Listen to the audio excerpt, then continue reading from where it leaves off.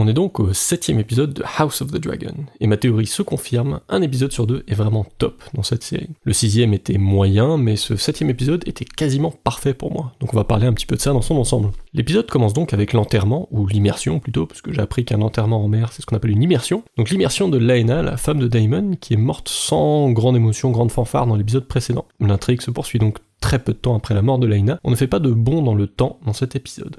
Alors, la première partie de l'épisode est consacrée à des retrouvailles entre les différents personnages lors de ces funérailles, justement. C'est visiblement gênant pour tout le monde, mais ça pose le décor et ça permet à tout un tas d'intrigues d'avancer plus rapidement, vu que tous les personnages sont au même endroit au même moment. C'est top parce qu'on sait d'emblée, du coup, qu'il va y avoir des jeux d'alliance, de trahison, de politique, etc. C'est une très bonne introduction à l'épisode.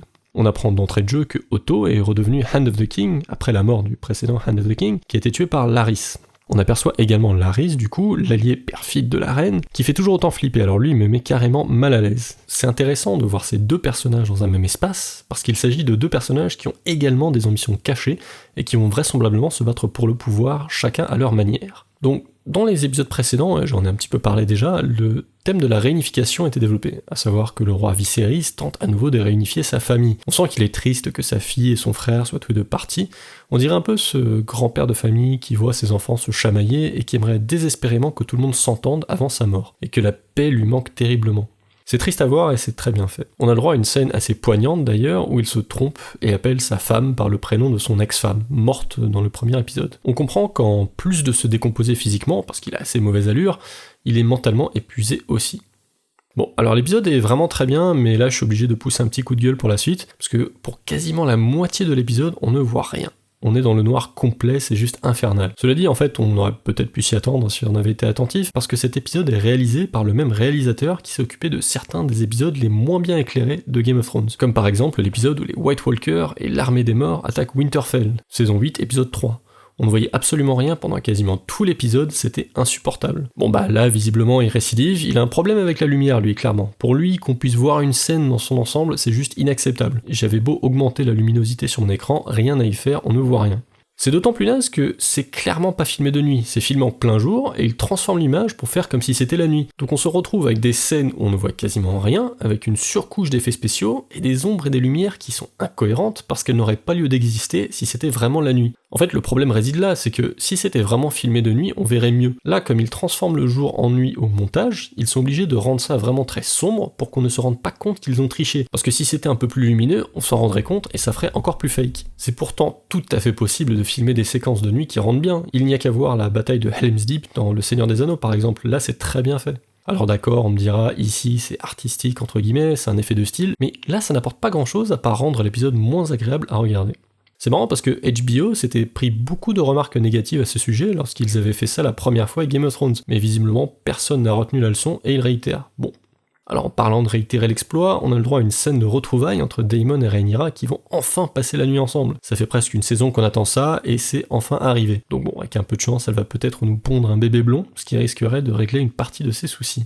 Alors, pendant ce temps-là, Aemond, un des petits de la reine Alicent, est en train de fuguer pour partir chasser du dragon dans la nuit. Alors, bon, l'avantage de ne rien voir parce que l'épisode est trop sombre, c'est que du coup les effets spéciaux des dragons sont beaucoup plus réalistes, mais je m'égare. Donc Draco Malfoy va réussir à apprivoiser le plus gros des dragons, Vhagar, celui qui appartenait à Laena. Donc déjà, ça va pas arranger les conflits entre familles, vu que la famille du côté de Daemon se fait voler un dragon en fait. Draco Malfoy va en profiter pour faire un petit tour de Space Mountain, gros kiff pour lui, il a gagné un dragon, on apprécie. Alors là par contre à son retour, on va avoir le droit à une grosse embrouille entre les différents enfants de la reine et ceux de la princesse. Ils ne pouvaient déjà pas se supporter à l'épisode précédent, et le fait qu'il ait volé un dragon ne va absolument pas arranger les choses. On a le droit à une magnifique scène de castagne où des enfants se battent à coups de cailloux, de poussière, de couteaux. C'est trash et c'est très bien fait. Alors du coup on a le droit à une scène de baston entre enfants qui a une meilleure chorégraphie que des scènes de baston entre adultes dans la série Rings of Power.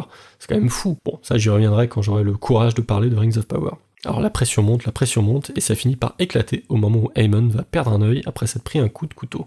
Et là, vraiment ma séquence préférée dans cet épisode, la séquence où le roi demande à ce que chacun rende des comptes afin de comprendre ce qu'il s'est passé. Vraiment, j'adore cet acteur, c'est pour moi le meilleur acteur de cette série, et la série va clairement prendre un coup quand il va mourir parce qu'il arrive à générer une tension incroyable dans chacune de ses scènes. Viserys commande une telle prestance, une telle autorité et une telle tension, alors qu'il est fatigué, malade, handicapé. C'est extraordinairement bien joué, c'est plein de subtilité, vraiment cet acteur, j'adore. Alors au-delà de ce qui est dit, dans cette scène, on comprend un tas de choses à travers les non-dits. La reine se prend une grosse leçon d'humilité et comprend qu'elle n'est pas aussi puissante qu'elle ne le pensait. Aemond est un personnage complètement flippant et qui va faire de plus en plus peur à mesure que la série avance. Rhaenyra semble moins fragile que dans les épisodes précédents, et le roi fait toujours aussi puissant et imposant malgré sa maladie. Bref, pour moi, c'est une séquence qui est très bien réalisée parce qu'on apprend beaucoup de choses sur les personnages et les ambitions de chacun à travers une séquence qui parle pourtant d'autre chose. La force de House of the Dragon, c'est vraiment leur capacité à développer deux choses en même temps. Une partie de l'intrigue à travers ce qui est dit et une partie de l'intrigue à travers ce que l'on voit. Ça témoigne d'une équipe sur le script qui sait clairement ce qu'elle fait.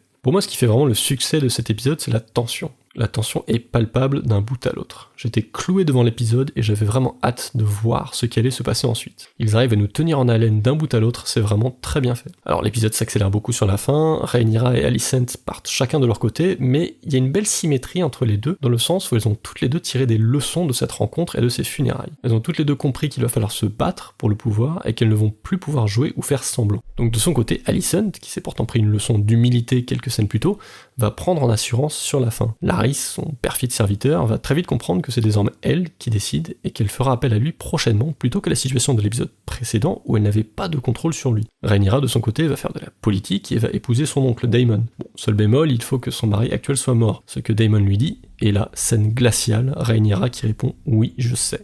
On assiste donc à une métamorphose de ce personnage qui passe d'un personnage réactif à un personnage qui va être proactif. Donc Alicent et Rhaenyra ont toutes les deux fini d'être sur le banc de touche, clairement. Elles sont toutes les deux ambitieuses et vont s'affronter de plus en plus dans les épisodes suivants.